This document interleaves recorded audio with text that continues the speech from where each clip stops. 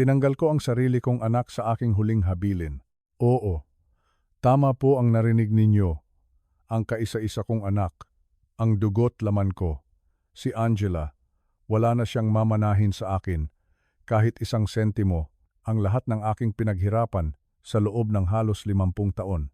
Ang 15 branches ng aking mga restaurants, ang mga lupain at ari-arian sa Makati at Quezon City, ang lahat ng iyon, na nagkakahalaga ng mahigit 1 bilyong piso, ay ipinagkait ko na sa kanya. Para sa kanya, wala na ang lahat ng iyon, burado na. Marahil, iniisip ninyo ngayon, anong klaseng ama ang gagawa nito sa sarili niyang anak? Anong kasalanan ang nagawa niya para danasin ang ganito kabigat na parusa? Hindi ba tungkulin ng isang magulang na magpatawad at unawain ang kanyang anak anuman ang mangyari? Iyan din po ang paniniwala ko dati. Iyan din ang paniniwala na pinanghawakan ko sa buong buhay ko. Ngunit lahat ng iyon ay nagbago noong gabing iyon. Ang gabi kung kailan sinira niya ang lahat. Hindi lang ang pinto ng kwarto ko, kundi pati ang tiwala at pagmamahal ko. Hayaan ninyong ikwento ko sa inyo kung bakit. 2:00 ng madaling araw, idinilat ko ang aking mga mata sa isang tunog na hindi ko dapat naririnig sa ganoong oras. Hindi ito katok, hindi ito tawag. Ito ay ang dahan-dahan at maingat na pagpihit ng doorknob ng aking kwarto. Isang tunog na nagpatindig ng lahat ng balahibo sa aking katawan. Dahil alam ko, may isang taong pilit na pumapasok. Narinig ko ang mahinang bulungan sa labas. At narinig ko ang boses ng anak ko, si Angela. Ngunit hindi ito ang boses na puno ng lambing na dati niyang ginagamit sa akin. Hindi ito ang boses na kunwari inag-aalala sa aking kalusugan. Ang boses na narinig ko ay matigas. Walang pasensya. Isang boses ng isang taong may gustong kunin. At pagkatapos, ang tunog ng metal sa metal. Ang tunog ng isang locksmith na sinisira ang seradura ng aking pintuan. Ang sarili kong anak, nag-upa ng isang tao para pasukin ng sapilitan ang kwarto ng kanyang sariling ama habang ako'y natutulog. Bumukas ang pinto at doon sila nakatayo. Si Angela, ang aking prinsesa na bihis na. Para bang may business meeting sa gitna ng kadiliman. At sa tabi niya, ang kanyang asawa. Ang manugang kong si Marco, may hawak siyang isang folder. Isang folder na alam kong naglalaman ng mga dokumentong gusto nilang pilitin kong pirmahan. Ang mukha nila ay walang bahid ng hiya, walang takot, tanging kasakiman. Ang kanilang mga mata ay hindi nakatingin sa akin, nais nilang hanapin kung saan nakalagay ang aking pluma. At sa sandaling iyon, isang boses ang narinig ni Angela mula sa akin. Isang boses na puno ng galit at sakit. "Pirmahan mo ito, pa," sigaw niya. Hindi pakiusap, kundi isang utos. "Pirmahan mo ito, pa." Paulit-ulit na tumatakbo sa isip ko ang mga salitang iyon. Ang anak na pinalaki ko sa layaw, binigyan ko ng magandang edukasyon, ng sariling bahay, ng lahat ng hindi ko naranasan noong ako'y bata pa. Ngayon ay nasa harapan ko, sumisigaw. Inuutusan akong isuko sa kanya ang lahat ng aking pinaghirapan. Walang utang na loob, iyan ang tawag diyan. Isang malaking kawalan ng utang na loob. Ang paghamak sa isang ama na wala namang ibang ginawa, kundi ang ibigay ang lahat para sa kanya. Ang lahat. Ngunit ang hindi nila alam, ang gabi na iyon ay hindi para sa kanila. Ang gabi na iyon ay para sa akin. Dahil lang pumasok sila, hindi ang matanda at mahina nilang ama ang kanilang nakita. Oo, nakita nila ako, nakaupo sa aking kama, kalmado at naghihintay. Pero ang mga mata nila ay napunta sa isang anino sa dilim. Isang anino na dahan-dahang tumayo mula sa silya sa tabi ng bintana. Ang abogado ko, ang matalik kong kaibigan, si Attorney Ricardo Vargas. "Magandang gabi," sabi ni Ricardo sa isang boses na kalmado ngunit may bigat. Ang mukha ni Angela at Marco, na kanina'y puno ng kumpiyansa, ay biglang napalitan ng gulat. At pagkatapos ng purong takot, at itinuro ni Attorney Vargas ang isang bagay sa sulok ng kisame. Isang bagay na hindi nila napansin kanina. Isang maliit na pulang ilaw na tahimik na kumikindat. "Nakarecord ang lahat," sabi ng abogado ko. Mula sa pagpihit ng doorknob hanggang sa pagsira ng seradura hanggang sa pagsigaw ninyo. Lahat nakuhanan ng kamera. Ang katahimikan sa loob ng kwarto ay nakakabingi. Ang locksmith na kasama nila ay kumaripas ng takbo pababa ng hagdanan. Ang folder na hawak ni Marco ay nalaglag sa sahig at si Angela, ang anak ko, ay napatingin sa akin at sa kanyang mga mata. Nakita ko ang lahat. Ang pagkatalo, ang kahihiyan, at ang galit. Galit dahil nabigo ang kanyang masamang plano. Hindi ito paghihiganti. Para sa akin, ito ay pagbibigay ng katarungan. Ang gabing iyon ang katapusan ng kanilang mga kasinungalingan. At ito ay simula pa lamang ng kanilang pagbagsak. Bago po tayo magpatuloy sa aking buong kwento, kung hindi nyo pa po nagagawa, ay mag-subscribe na po kayo sa ating channel. Pakipindot na rin po ang like button para suportahan ang mga kwentong tulad nito. At sana po ay i-comment ninyo sa ibaba kung saan po kayo sa mundo nakikinig ngayon. Gusto kong malaman kung saan umaabot ang aking boses. Salamat po. Ngayon, ituloy natin. Para lubos ninyong maunawaan kung gaano kabigat ang sugat na iniwan ng gabing iyon, kailangan ninyong malaman kung saan ako nagsimula. Kailangan ninyong makita ang buhay na pilit nilang sinirang parang isang lumang papel. Ang pangalan ko ay Benjamin Reyes at isinilang ako noong 1956 sa Tondo, Manila. Noong mga panahong iyon, ang Tondo ay isang lugar na humuhubog sa katatagan ng isang tao. Ang amoy ng dagat mula sa pier, ang ingay ng mga kargador, at ang pangarap na makaahon sa hirap, iyan ang mundong aking ginisnan. Ang aking ama ay isang kargador sa pantalan. Ang kanyang mga kamay ay makapal at magaspang, saksi sa libo-libong sako na kanyang pinasan para lamang may maihain sa aming mesa. Ang aking ina naman ay isang labandera at kasambahay. Ang kanyang likod ay laging nakayukod sa paglalaba para sa iba, sa paglilinis ng bahay ng iba, para lang mapag-aral kami. Hindi kami mayaman sa pera, pero mayaman kami sa isang bagay na hindi nabibili, dignidad. Tinuruan kami ng aming mga magulang na ang lahat ng bagay sa mundong ito ay pinaghihirapan, walang bagay na libre. At higit sa lahat, tinuruan nila kaming mangarap. Sa edad na 19, umalis ako sa aming tahanan. Ang baon ko lang ay 15,000 piso sa aking bulsa at isang pangarap na para sa marami ay isang malaking kalokohan. Gusto kong magtayo ng sarili kong restaurant, hindi isang karaniwang karinderya. Gusto ko ng isang lugar kung saan ang isang ordinaryong manggagawa, tulad ng aking ama, ay maaaring dalhin ang kanyang pamilya at mararamdaman nilang sila ay mga hari at reyna kahit isang gabi lang. Ang simula ay hindi naging madali. Ang unang trabaho ko ay tagahugas ng plato sa isang maliit na kainan sa Quiapo. Ang aking mga kamay ay laging nakababad sa tubig na may sabon, inaalis ang mga tirang pagkain ng iba. Ngunit habang ako'y naghuhugas, ang aking mga mata ay nakamasid sa mga kusinero. Pinag-aaralan ko ang bawat galaw nila, ang paraan ng paghiwa ng sibuyas, ang tamang timpla ng mga sangkap, ang init ng apoy. Sa loob ng isang taon, mula sa paghuhugas ng plato, naging line cook na ako. At sa loob ng 3 taon, ako na ang naging sous chef. Sa edad na 25, pagkatapos ng 6 na taon ng walang tigil na pagtatrabaho at pag-iipon, nagawa kong makalikom ng sapat na pera para sa down payment ng isang maliit na pwesto sa Quezon City. Napakaliit nito, 40 upuan lamang. Ang menu ko ay may 6 na putahe lang. Ngunit para sa akin, ito ay isang palasyo.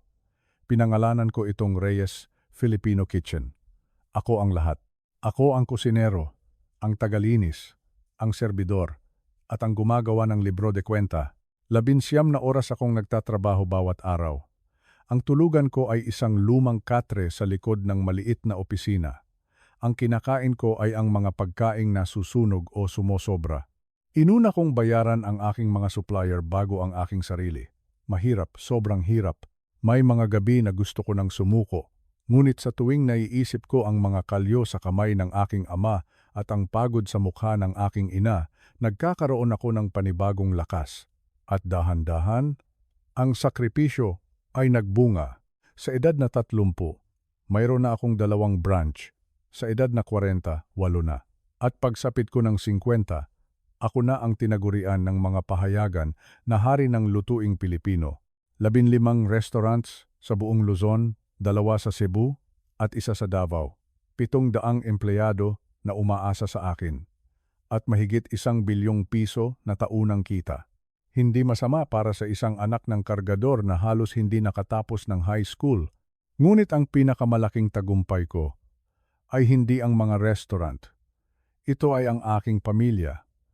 Nakilala ko si Isabel noong ako'y 27 taong gulang. Isa siyang serbidora sa aking unang restaurant. Siya ang pinakamagandang babaeng nakita ko sa buong buhay ko. Pero hindi lang ganda ang meron siya. Matalino rin siya. Mas mahusay pa siyang magkwenta sa libro kaysa sa mga accountant na kinukuha ko.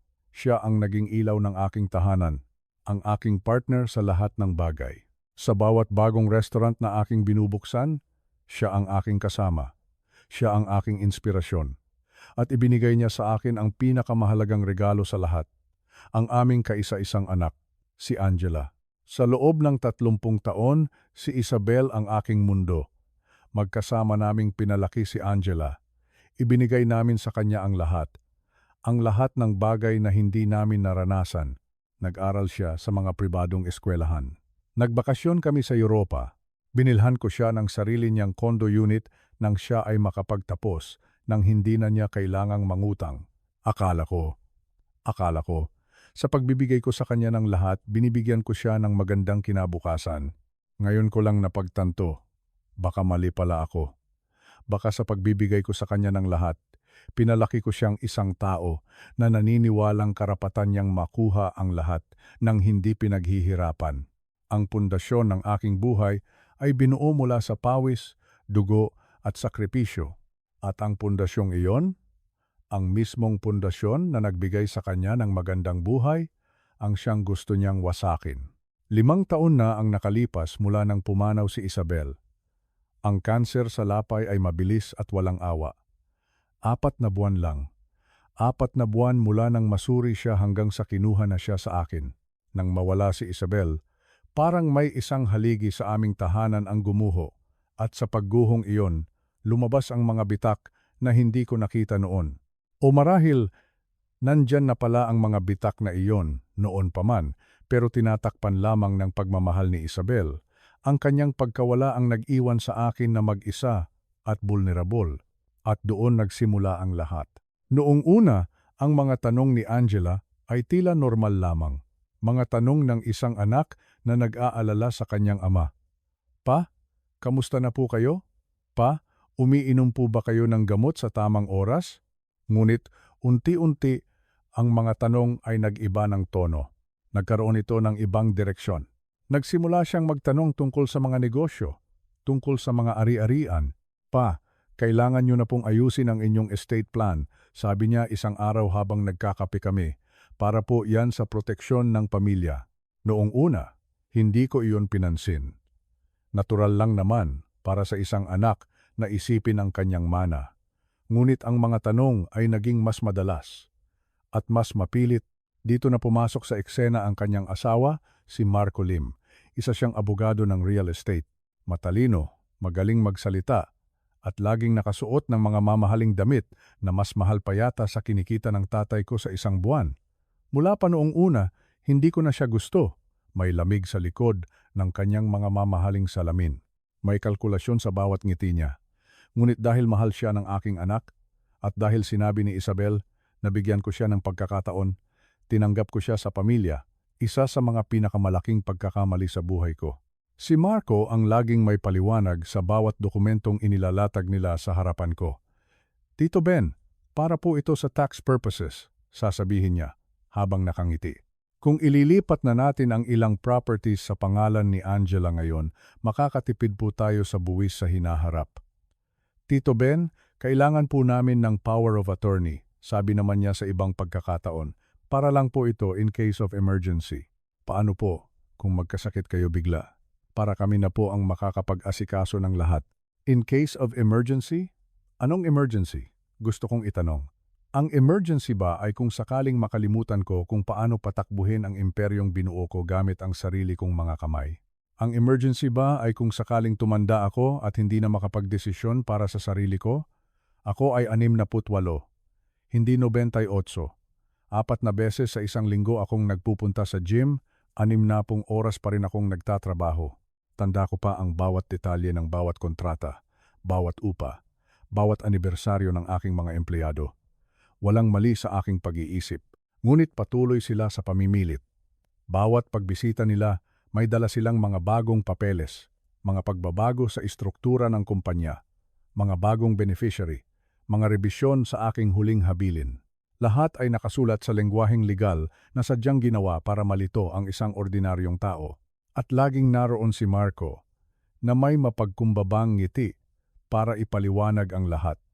Standard procedure lang po ito, Tito Ben, para masigurong maayos ang lahat, pero may bumubulong sa akin.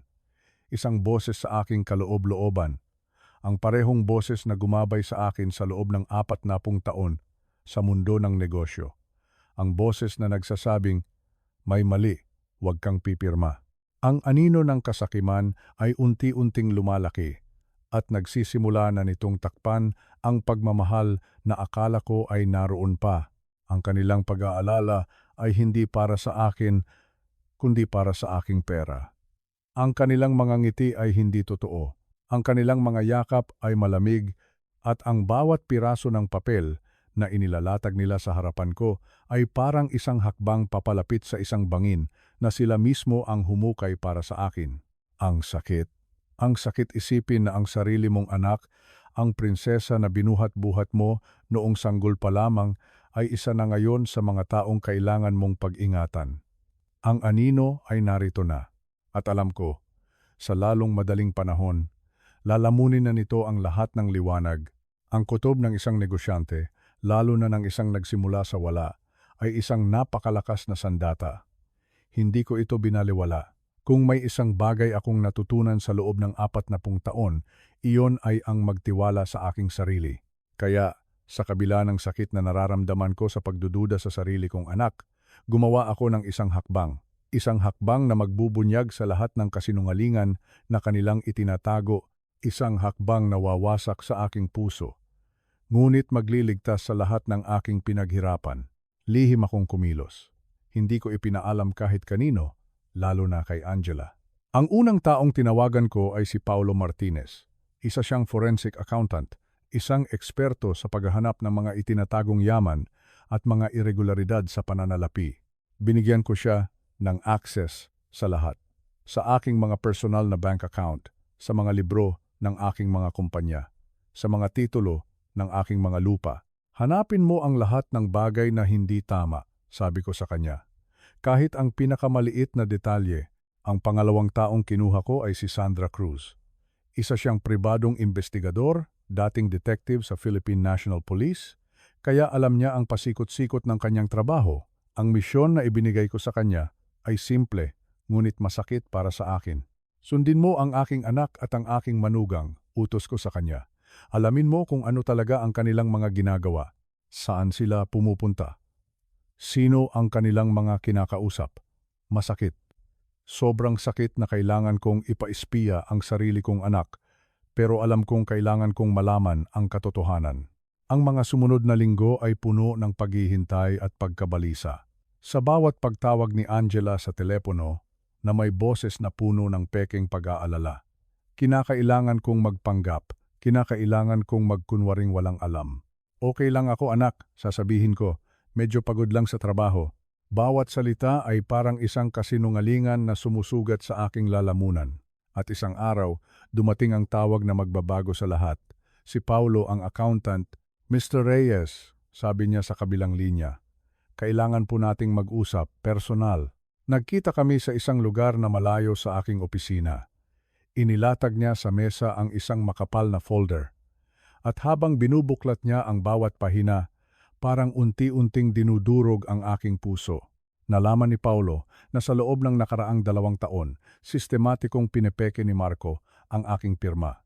Hindi lang 1 o 2 beses, kundi 12 beses. Mga peking pirma sa mga deed of sale, sa mga stock transfer, sa mga bank authorization. Gumawa siya ng isang buong peking korporasyon, isang shell company na may pangalang Makati Central Properties Incorporated. Isang pangalan na mukhang lehitimo. At dahan-dahan, isa-isa, inilipat niya ang aking mga ari-arian sa kumpanyang ito. Mga ari-arian na nagkakahalaga ng mahigit 230 milyong piso. 230 milyon. Hindi ko maramdaman ang aking mga kamay habang tinitingnan ko ang mga dokumento. Ang isang condominium unit ko sa Bonifacio Global City. Isang commercial lot sa Quezon City. Maging ang dalawa sa aking mas maliliit na restaurants. Lahat ay nailipat na sa pangalan ng kumpanyang iyon. Isang kumpanya kung saan ang 2 miyembro lamang ay ang aking anak na si Angela at ang kanyang asawang si Marco. Hindi galit ang una kong naramdaman, kundi isang matinding lamig. Isang lamig na gumapang mula sa aking mga paa hanggang sa aking ulo. Ang aking sariling anak pumayag sa ganitong uri ng pagnanakaw. Ang aking prinsesa ay naging kasabwat sa isang krimen na ang biktima ay ang kanyang sariling ama. Ang pera ay maaari kong kitain muli, ngunit ang tiwalang sinira nila, ay hindi na maibabalik kailanman. Nakatitig lang ako sa mga papel.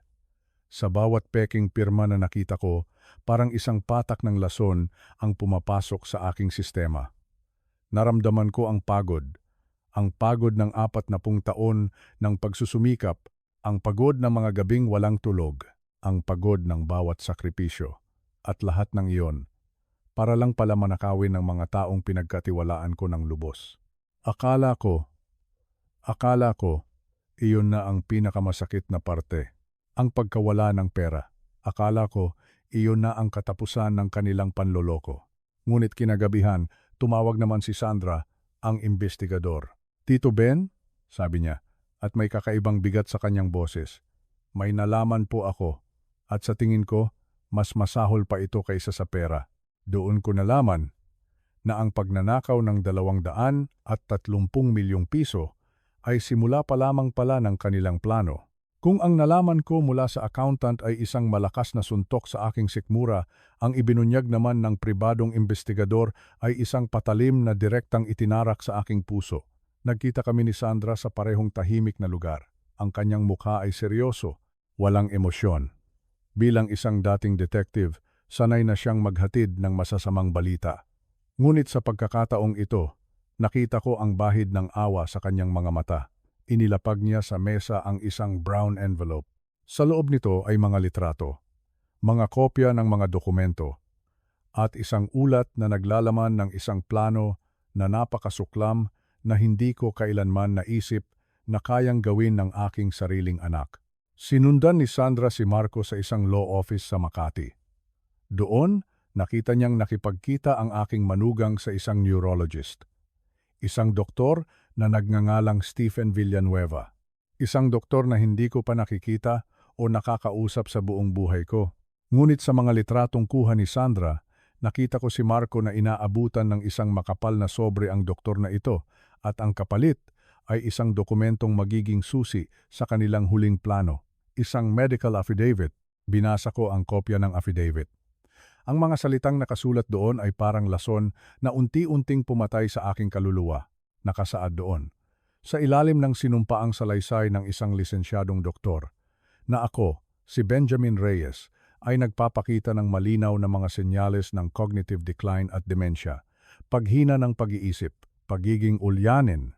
Isang deklarasyon na ako ay wala na sa tamang katinuan. Isang kasinungalingan. Isang napakalaking kasinungalingan na sinelyuhan ng pirma ng isang doktor na binayaran para magsinungaling.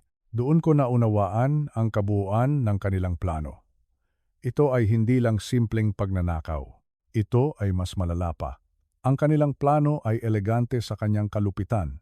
Gagamitin ni Marco ang peking medical affidavit na ito para mag-file ng petition sa korte. Isang petition for guardianship. Hihilingin niya sa hukom na ideklara akong incompetent o wala ng kakayahang pamahalaan ang aking sariling mga ari-arian at kapakanan. At kapag ang korte ay nagdesisyon pabor sa kanya at itinalaga siya bilang aking legal guardian, magkakaroon na siya ng ganap na kontrol sa lahat. Sa lahat, ang aking mga negosyo, ang aking mga natitirang ari-arian, Ang aking pera sa bangko, ang aking buhay. Ako ay magiging isang bilanggo sa sarili kong buhay, walang karapatang gumawa ng anumang legal na desisyon. At ang lahat ng pagnanakaw na ginawa nila. Ang 230 milyong piso ay magiging legal. Dahil bilang aking guardian, may kapangyarihan na siyang aprubahan ang mga iyon. Hindi na ako makakalaban.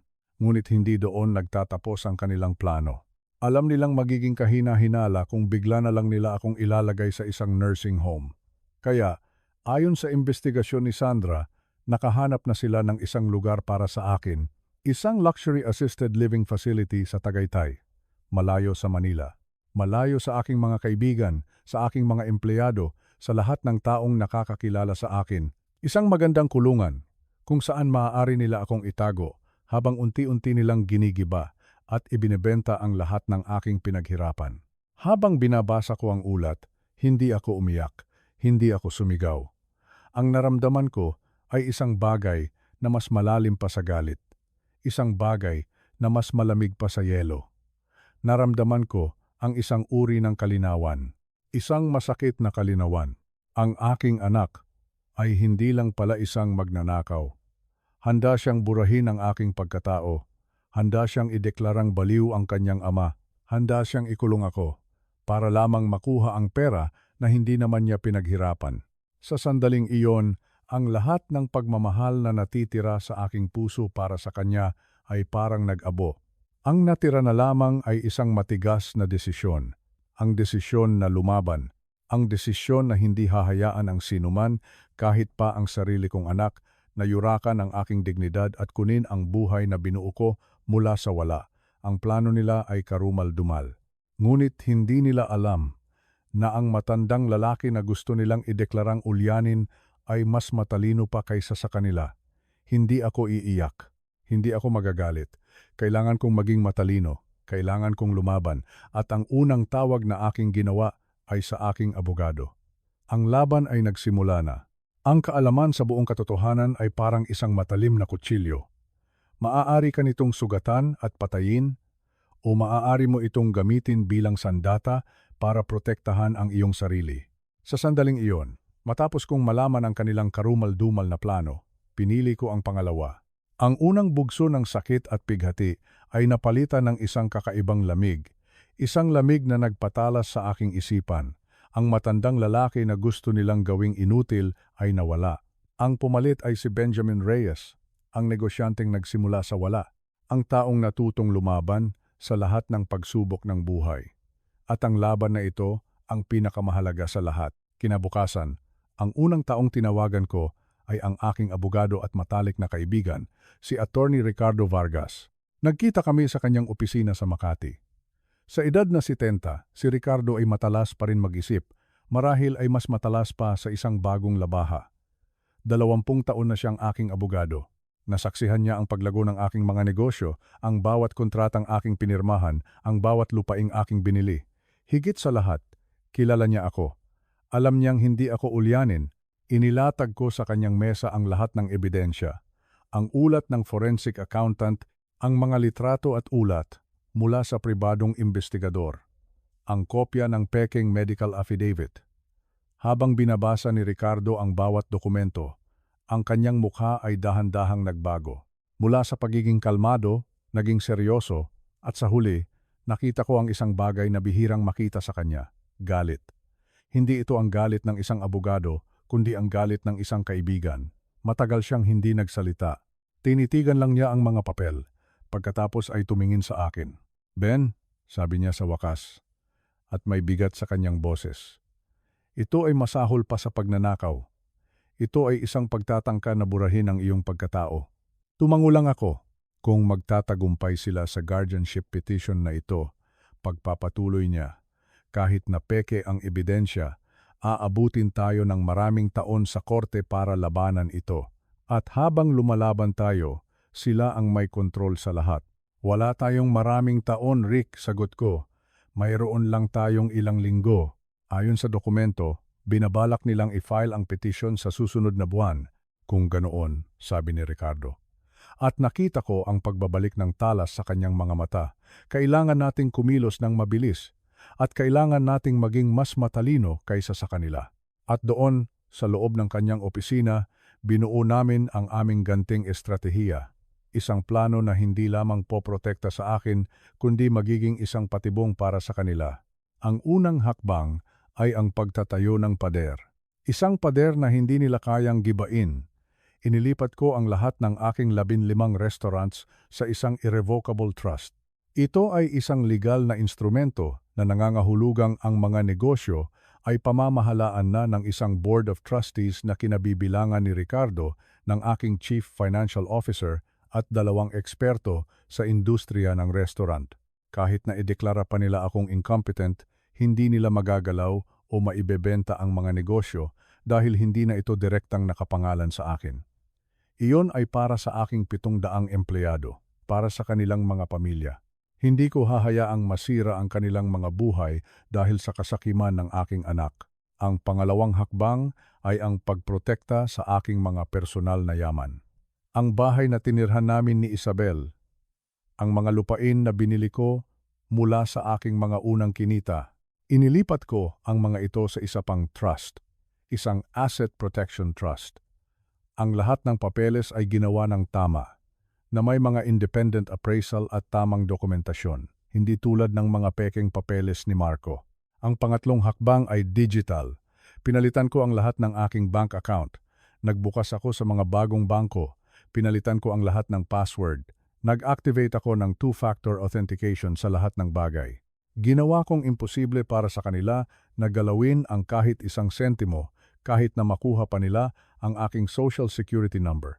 At ang pang-apat, ang pinakamahalaga, ay ang paghahanda ng patibong. Iminungkahi ni Ricardo na sampahan na namin sila ng kaso. Unahan na namin sila. Ngunit tumanggi ako. Rick, sabi ko, gusto kong sila mismo ang magbigti sa sarili nilang lubid. Gusto kong mahuli sila sa akto. Kaya nag-install kami ng mga kamera, hindi mga malalaking CCTV, kundi mga maliliit, halos hindi makitang mga kamera sa bawat silid, bawat pasilyo, at bawat pasukan ng aking bahay. Lahat ay nakarecord sa isang cloud server na hindi kayang i-hack o burahin ni Marco. Nagpatuloy ako sa aking normal na buhay. Pumupunta ako sa mga restaurant. Tinitikman ko ang mga bagong menu. Kinakausap ko ang aking mga manager. At sa bawat pagtawag ni Angela na may boses na nag-aalala, sinasakyan ko siya. Okay lang ako anak, sasabihin ko. Gusto niyo ba ni Marco na mag-dinner dito sa susunod na linggo? Alam kong naiinip na sila. Alam kong nagtataka sila kung bakit hindi ko pa rin pinipirmahan ang mga papeles na iniiwan nila. At tulad ng inaasahan, dumating ang tawag mula kay Sandra.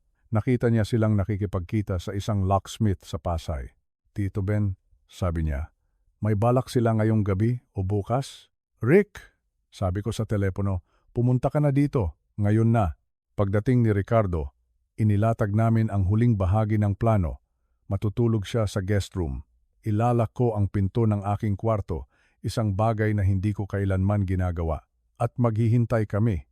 Kami ang naging mga ngaso. At sila ang hindi nakakaalam na biktima na naglalakad papasok sa aming bitag. Ang katahimikan ng gabi ay may sariling tunog. Ang marahang ugong ng aircon. Ang paminsan-minsang tunog ng mga sasakyan sa malayo.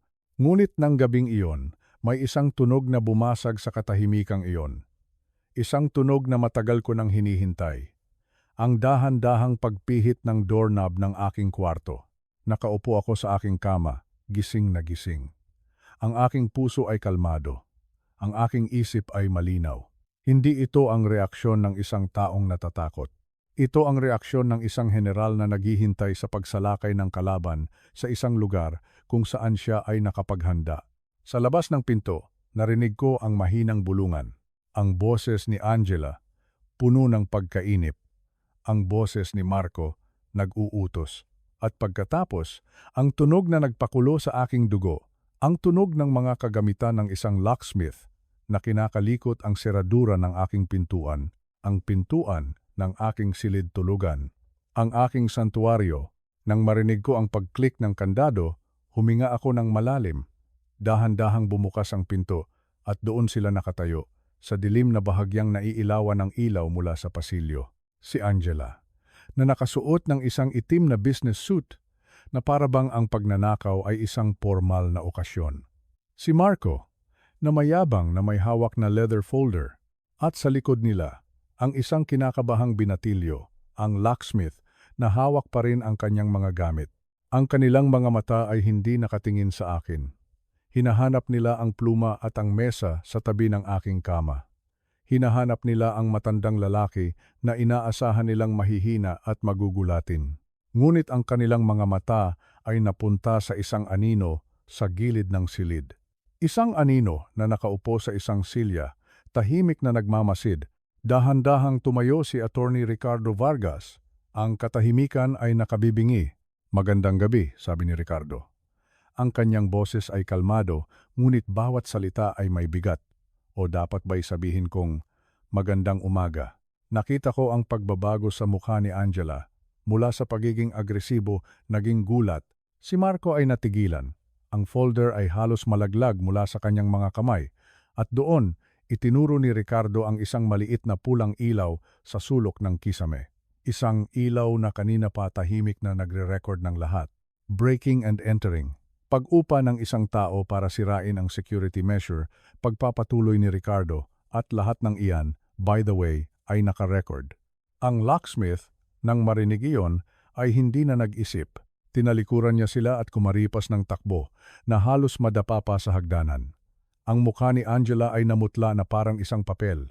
Si Marco ay nanatiling nakatayo, parang isang estatua, at ang aking anak, si Angela, ay tumingin sa akin. At sa kanyang mga mata, wala nang pagkukunwari. Wala nang peking pag-aalala. Ang nakita ko ay purong galit. "Plinano mo to," sabi niya. Ang kanyang boses ay nanginginig. "Alam mong darating kami." Doon na ako nagsalita. "Oo, Angela," sagot ko. "Alam ko ang lahat sa loob ng 3 buwan.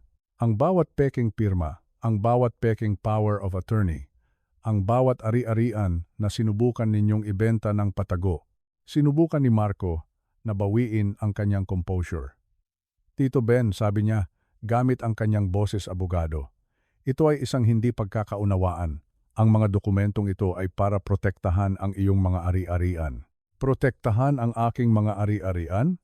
tanong ko. "Mula kanino? Mula sa inyo? Mula sa mga taong nagnakaw na ng 230 milyong piso? Mula sa mga taong may planong ipadeklarang baliw ako?" "Hindi kami nagnanakaw," sigaw ni Angela. Ang kanyang maskara ay tuluyan ng nalaglag. "Pinoprotektahan namin ito mula sa iyo, mula sa katigasan ng ulo mo, mula sa pagtanggi mong aminin na tumatanda ka na at kailangan mo ng tulong." Doon ako tumayo mula sa kama. Tumingin ako sa kanya ng diretso. "Ako ay 68 taong gulang, Angela. Nagtayo ako ng 15 restaurants mula sa wala. Nagpapasweldo ako ng 700 empleyado. Tanda ko ang bawat detalye ng aking negosyo. Walang mali sa akin. Maliban sa isang bagay, ang pagkakaroon ng isang anak na walang utang na loob at isang manugang na magnanakaw, hindi na ito isang usapang pampamilya," sabi ni Ricardo, na ngayon ay nakatayo na sa tabi ko. "Ito ay isang usapang kriminal. Forgery, fraud, conspiracy to commit theft. Lahat ng ito ay mabibigat na kaso. At bukas ng umaga, lahat ng ebidensyang ito, kasama ang video na ito, ay mapupunta sa Fiscal's Office." Doon na nagsimulang umiyak si Angela.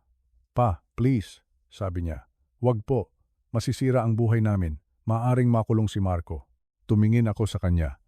Sa kabila ng lahat, siya pa rin ang aking anak, at ang makita siyang nagmamakaawa ay sumugat sa aking puso. Ngunit alam kong kailangan kong maging matatag. "Sana inisip ninyo yan," sabi ko, "bago ninyo sinira ang aking pinto at ang aking tiwala."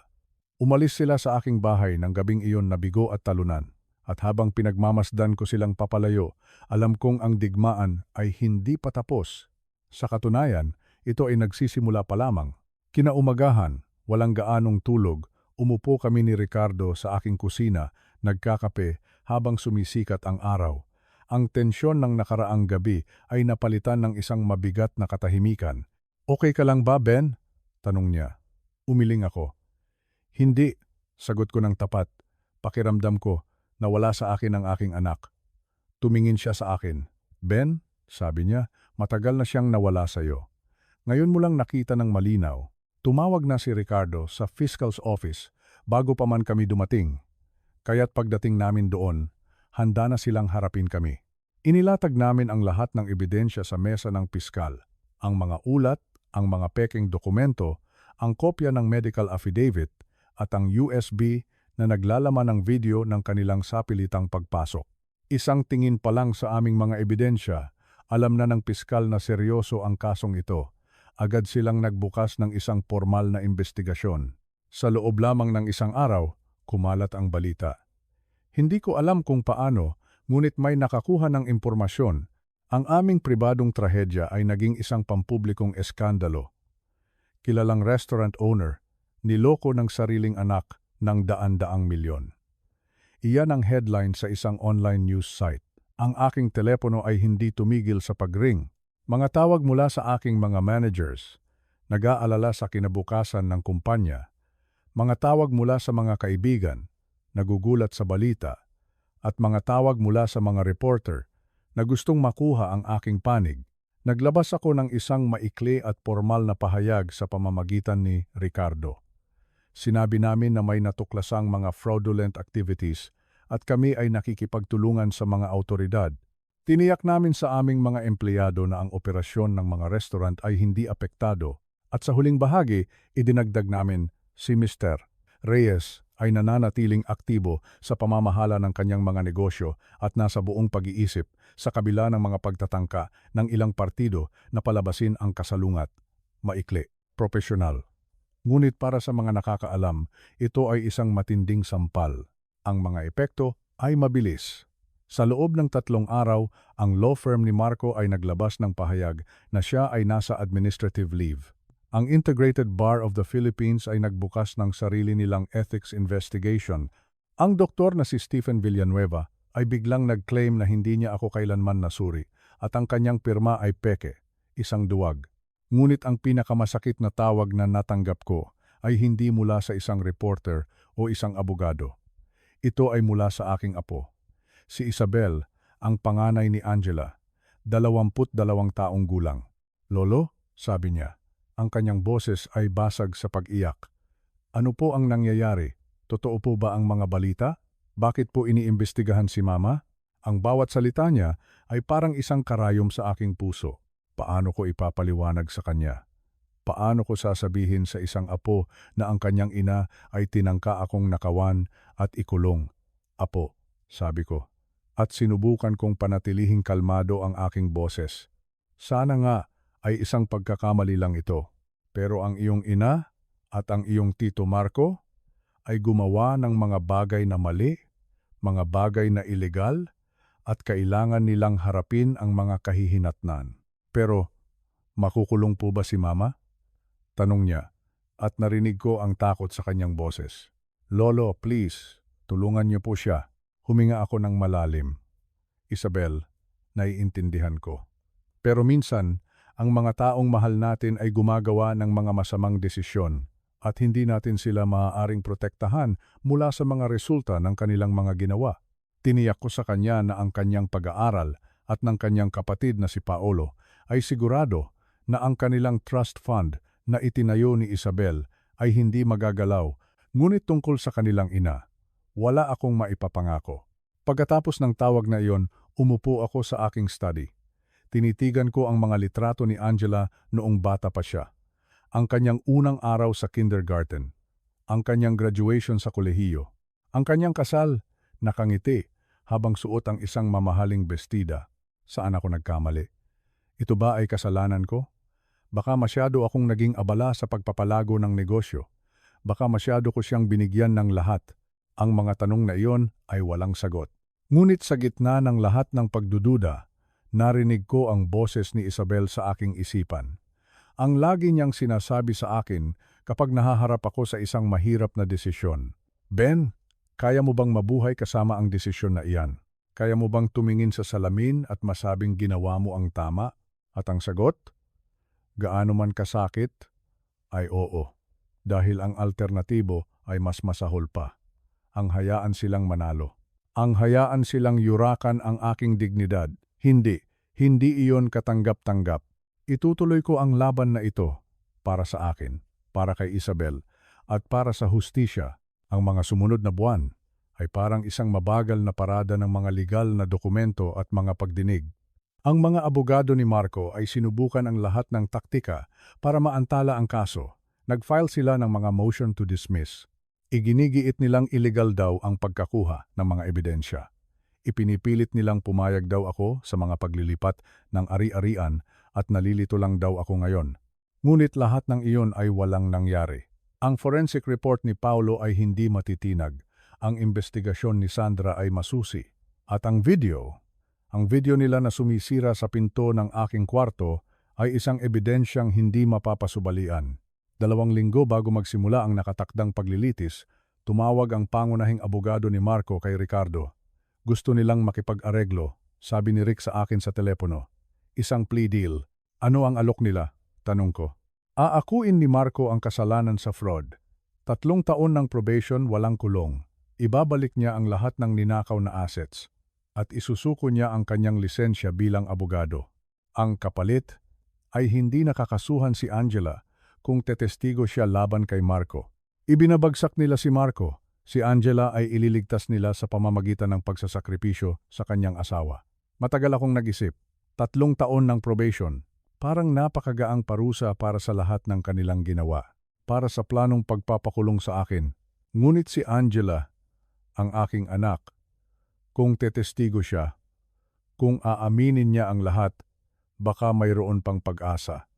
Hindi para sa pagkakasundo, hindi para maibalik ang dati. Ngunit para sa isang bagay na totoo, isang bagay na tapat. Rick, sabi ko, sabihin mo sa kanila na gusto ko munang makausap si Angela. Kailangan niyang tumawag sa akin. Direktang sa akin. 2 araw ang lumipas. Gabi na, 9:00, tumunog ang aking telepono. Isang numerong hindi nakarehistro. Sinagot ko ito. Hello? Isang boses na mahina at basag. Si Angela. Ilang buwan na kaming hindi nag-uusap mula noong gabing iyon. Hello, Angela. Sagot ko. Pinanatiling kalmado ang aking boses. Sabi po ng abogado ni Marco, gusto niyo raw po akong makausap. Oo, sabi ko. Gusto kong marinig mula mismo sa iyo ang totoo. Paano nagsimula ang lahat ng ito? Bakit mo ginawa? Matagal siyang natahimik sa kabilang linya. Narinig ko ang kanyang pigil na paghikbi. At pagkatapos, nagsimula siyang magsalita. At ang mga sinabi niya ay muling dumurog sa kung anuman ang natitira sa aking puso. Nagsimula po ito pagkatapos mamatay ni Mama, sabi niya. Si Marco po ang may ideya.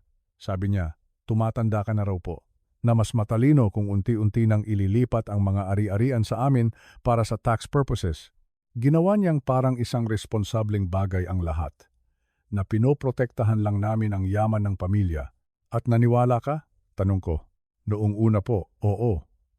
Akala ko po, tama ang ginagawa namin. Kailan mo nalaman na mali na pala? Narinig ko siyang huminga ng malalim. Noong sinimulan na po niyang pekein ang pirma niyo, kinumpronta ko po siya. Sabi niya, okay lang daw yon. Napipirmahan niyo rin naman daw kung hiningi namin. Pinapadali lang daw namin ang proseso. Dapat po pinigilan ko na siya noon. Alam ko po yun ngayon. Pero hindi mo siya pinigilan. Hindi ko po siya pinigilan. Kasi natakot po ako, sabi niya. Ang kanyang boses ay naging isang bulong. Kinumbinsi po ako ni Marco na kapag umatras ako o kapag nagsabi ako sa iba, madadamay din ako, na mawawala sa akin ang lahat. Ang bahay, ang mga bata, ang reputasyon ko. Sabi niya, magkasama na kami dito at ang tanging paraan para makalabas ay ituloy na lang at ang plano sa guardianship? Ang planong ipadeklarang baliw ako? Kanya po yun lahat, mabilis niyang sagot, sabi niya. Yun lang daw ang paraan para maprotektahan ang mga nailipat na namin. Dahil kapag nalaman niyo raw, idedemanda niyo kami, babawiin niyo ang lahat. Pero kung madeklara kayong incompetent, magiging valid ang lahat ng transfers.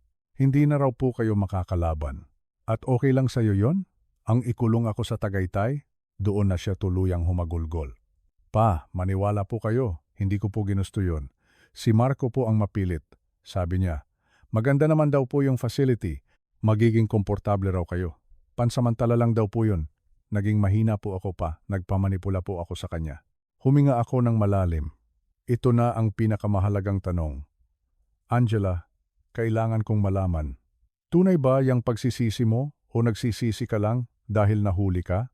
Ang kanyang pag-iyak ay lalong lumakas. Nagsisisi po ako pa. Sobrang nagsisisi po ako. Nawala na po sa akin ang lahat. Ang asawa ko. Ang tingin sa akin ng mga anak ko ay parang isang halimaw. At nawala ka sa akin. Nawala ang respeto mo. Sinira ko ang pamilya natin para sa perang hindi ko naman kailangan. Kung maibabalik ko lang po ang lahat, gagawin ko. Naniwala ako sa kanya. Hindi dahil gusto kong maniwala, kundi dahil narinig ko sa kanyang boses ang tunay na pagsisisi. Ang uri ng pagsisisi na dumarating lamang kapag nawala na sa iyo ang lahat.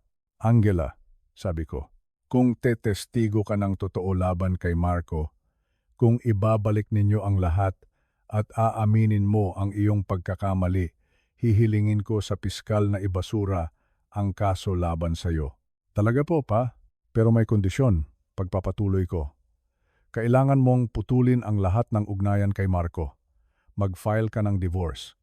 At kailangan mong maintindihan ito. Ginagawa ko ito hindi dahil pinapatawad na kita. Ginagawa ko ito dahil anak pa rin kita. At dahil alam kong gugustuhin ng iyong ina na bigyan ka ng pagkakataon na itama ang buhay mo. Pero tayong dalawa, hindi na maibabalik ang dati. Ang tiwalang sinira mo, kailangan mong paghirapan para makuha ulit. Kung makukuha mo pa. Naiintindihan ko po pa, sabi niya. Salamat po, isang mahirap na desisyon, ngunit alam kong ito ang tama. Ang hustisya ay para kay Marco. Ang pangalawang pagkakataon ay para sa aking anak. Nandito ako ngayon sa aking paboritong pwesto. Sa lumang tumba-tumba sa aming balkonahe, hapon na, unti-unti nang lumulubog ang araw. Ang kulay ng langit ay pinaghalong kahel at lila. Napakaganda. Huminga ako ng malalim. Malamig ang hangin, payapa. Isang taon, oo. Isang buong taon na ang lumipas mula noong natapos ang lahat ng gulo. Kung iisipin ko ang mga nangyari, parang kailan lang. Pero kung pakiramdaman ko ang katahimikan ngayon, parang napakatagal na noon. Wala nang sigawan. Wala nang mga abogado na kumakatok sa pinto. Wala nang mga papeles na kailangang pirmahan ng madalian. At higit sa lahat, wala nang takot. Tahimik ang buong bahay. Dati, ang katahimikang ito ay nakalulungkot. Pero ngayon, ito ay musika sa aking mga tainga. Ito ang tunog ng kalayaan. Humigop ako ng mainit na kape, barako. Mapait, pero may tamis sa dulo. Parang ang buhay ko nitong nakaraang taon. Mapait ang pinagdaanan, pero matamis ang naging katapusan. Part 1. Si Marco, ang hustisya at kahihinatnan. Naalala ko si Marco. Nabalitaan ko ang tungkol sa kanya noong isang linggo. Nasa kulungan na siya. Doon siya nagdiriwang ng kanyang mga araw at gabi. Sa loob ng 4 na sulok ng selda, hindi ako natuwa noong nalaman ko ito. Hindi ako tumalon sa tuwa. Wala akong naramdamang galak na makita ang ibang tao na nagdurusa. Hindi ganoon ang pinalaki sa atin ng ating mga magulang. Pero, nakaramdam ako ng kapanatagan. Isang malalim na buntong hininga ng ginhawa. Dahil sa wakas, nagkaroon ng hustisya. Ang batas ay gumulong. Ang tama ay nanaig. Si Marco, na akala niya ay kaya niyang bilhin ang lahat gamit ang pera at pananakot, ay natuto rin ng leksyon. Marahil, sa loob ng kulungan, magkakaroon siya ng oras. Oras para mag-isip. Oras para magsisi. Hindi ko siya ipinalangin na mapahamak.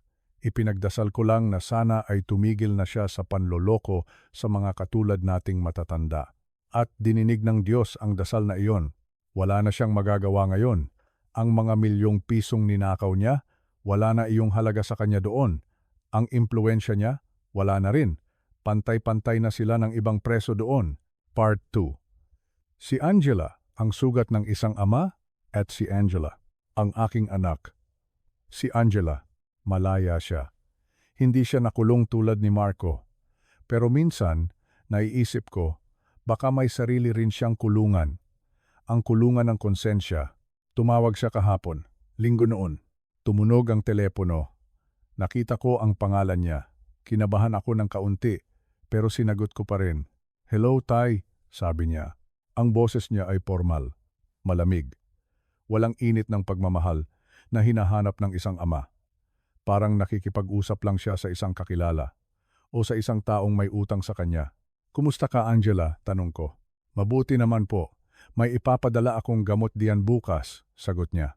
Ganoon lang. Gamot, padala, obligasyon. Wala nang kuwentuhan. Wala nang tawanan. Wala na yung dating Angela na yumayakap sa akin noong bata pa siya. Pagkatapos ng tawag, ibinaba ko ang telepono. Masakit. Aaminin ko, masakit. Bilang magulang, parang tinutusok ang puso ko. Gusto nating lahat na maging maayos ang ating mga anak. Gusto nating makasundo sila hanggang sa ating huling hininga. Pero may mga bagay na hindi natin mapipilit. Ang relasyon namin ngayon ay formal na lang. Isa itong pader. Isang mataas at makapal na pader. Nakikita kami, pero hindi kami nagkakaintindihan. Nag-uusap kami, pero hindi kami nagkakarinigan ng puso. Pero napagtanto ko na kailangan ito. Kailangan ko ang distansyang ito para sa aking kapayapaan, para sa aking kaligtasan. Kung hahayaan ko siyang makalapit muli ng lubusan, baka maulit ang nakaraan. Baka gamitin na naman niya ang aking kahinaan. Baka manipulahin na naman niya ang aking pagmamahal. Kaya tinatanggap ko na ito. Ito ang bagong katotohanan. Mahal ko siya, pero mahal ko rin ang sarili ko. At sa edad kong ito, hindi na masama na piliin ko naman ang aking sarili. Part 3. Ang pagninilay. Hindi ito tungkol sa pera. Tumingin ako sa paligid ng aking bahay. Ang bahay na ito, ang lupang ito, muntik na itong mawala sa akin.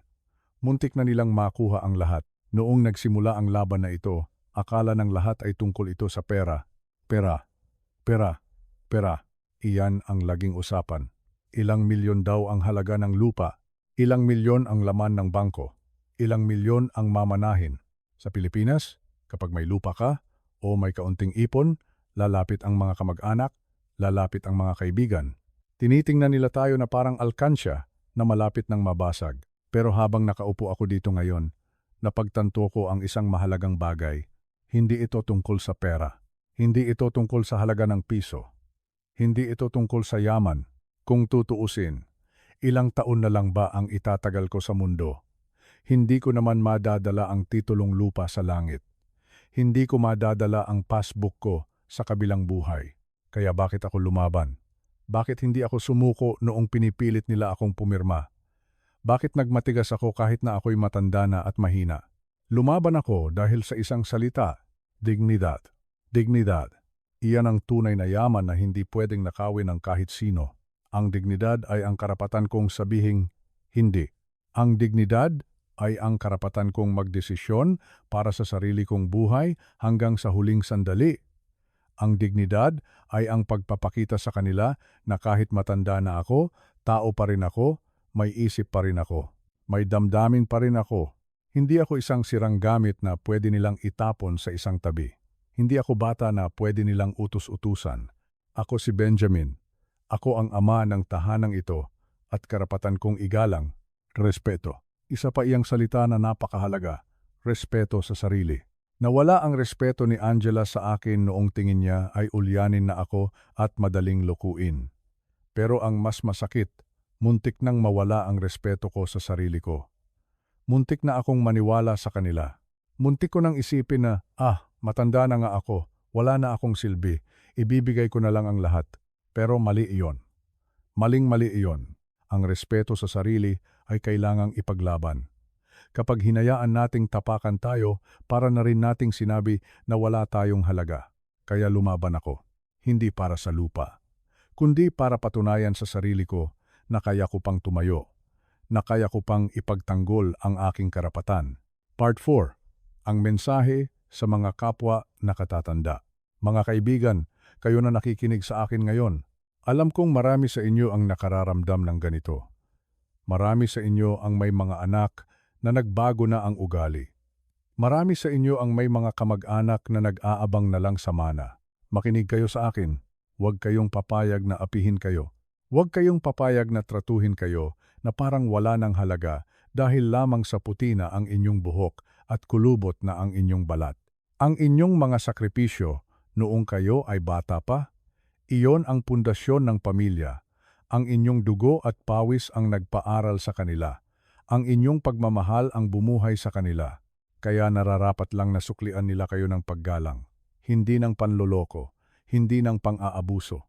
Huwag kayong matakot magsalita. Kung may mali, sabihin ninyo. Kung ayaw ninyo, tumanggi kayo. Kung nasasaktan kayo, isigaw ninyo. May mga batas na pwedeng tumulong sa atin. May mga taong handang tumulong, tulad ng nangyari sa akin. Akala ko mag-isa lang ako, pero noong lumaban ako, nakita ko na may mga taong mabubuti pa rin sa mundo. Ang pera ay nauubos, ang lupa ay pwedeng ibenta, ang alahas ay pwedeng mawala. Pero ang inyong dignidad, ang inyong pangalan, ang inyong prinsipyo, iyan ang tunay na pamana. Legacy, iyan ang iiwan natin. Gusto kong maalala ako ng mga apo ko, hindi bilang isang lolo na nagpaloko at nawalan ng lahat. Gusto kong maalala nila ako bilang si Lolo Benjamin na tumindig, si Lolo Benjamin na hindi nagpatinag, si Lolo Benjamin na ipinaglaban ang tama kahit mahirap. Iyon ang kwentong gusto kong iwanan. Part 5. Pagtatapos. Ang paglubog ng araw. Muli akong tumingin sa langit. Madilim na. Nagsisimula nang lumabas ang mga bituin. Ang ingay ng mga kuliglig ay naririnig ko na. Inubos ko ang huling patak ng aking kape. Masarap. Tumayo ako mula sa tumba-tumba. Medyo masakit ang tuhod ko, gaya ng dati. Rayuma. Pero ayos lang, kasama na ito sa buhay. Pumasok ako sa loob ng bahay. Isinara ko ang pinto. Click. Isang tunog ng pagsasara na puno ng seguridad. Ligtas ako dito. Akin ito. Ako ang nagpasya nito. Naglakad ako papunta sa aking kwarto. Sa daan, nadaanan ko ang salamin. Tiningnan ko ang aking sarili. Matanda na nga ako. Maputi na ang buhok. Malalim na ang mga guhit sa noo. Pero ang mga mata ko? Ang mga mata ko ay buhay na buhay. Wala nang takot. Wala nang alinlangan. Ngumiti ako sa aking refleksyon. Isang ngiti ng tagumpay. Ayos ka lang, Benjamin, bulong ko sa sarili ko. Ayos na ayos ka. Pinatay ko ang ilaw sa sala. Bukas, panibagong araw na naman. Panibagong umaga. At sasalubungin ko iyon ng may taas noo. Dahil ako ay malaya. Ako ay may dignidad. At higit sa lahat, ako ay ako pa rin. Matutulog ako ng mahimbing ngayong gabi, isang tulog na walang pangamba. Salamat sa Diyos. Salamat sa lakas ng loob. Magandang gabi sa inyong lahat.